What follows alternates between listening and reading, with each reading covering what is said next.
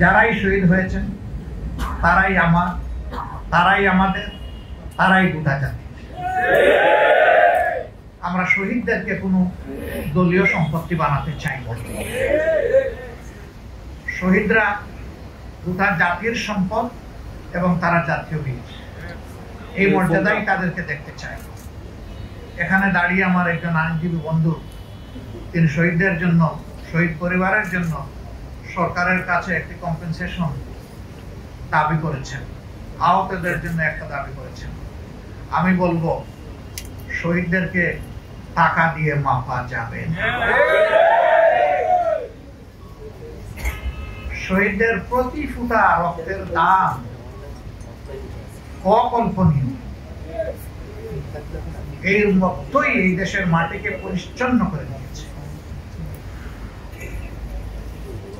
হ্যাঁ, তারপরেও যে পরিবারের একমাত্র সন্তান শহীদ হয়ে গেল, সেই পরিবারের প্রতি সরকার এবং সমাজকে মানবিক দায়িত্ব পালন করতে হবে। এটা তাদের প্রতি কোনো দয়া নয়, সহানুভূতি নয়, এটি আমাদের জাতীয় দায়িত্ব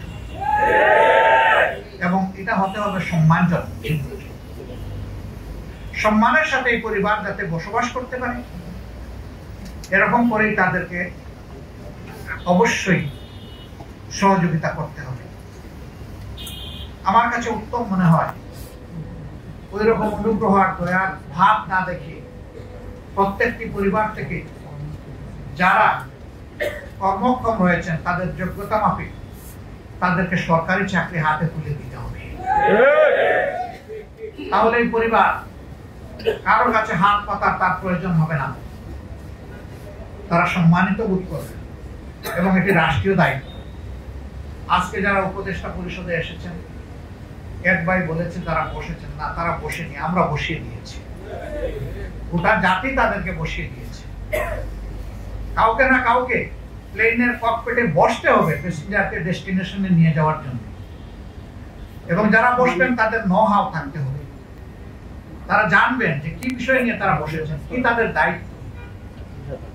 আমরা তাদের উপর আস্থা রাখার পক্ষে। আমরা দেখতে চাই তারা সফল হবে।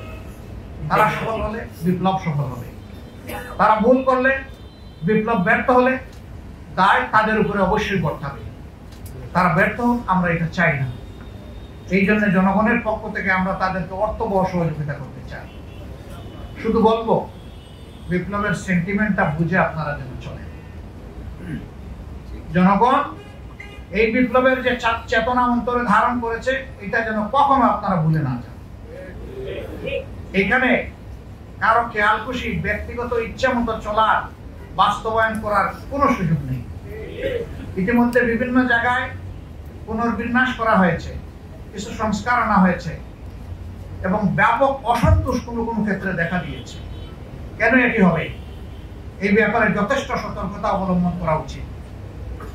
যারা সরাসরি জুলুমের সাথে জড়িত ছিল এবং স্বৈরাচারের দূষণ হিসাবে যারা পাশে থেকে সহযোগিতা করেছে, তাদের কোনো নৈতিক অধিকার নেই রাষ্ট্রীয় কোনো গুরুত্বপূর্ণ জায়গায় থেকে এই জাতিকে সেবা করে।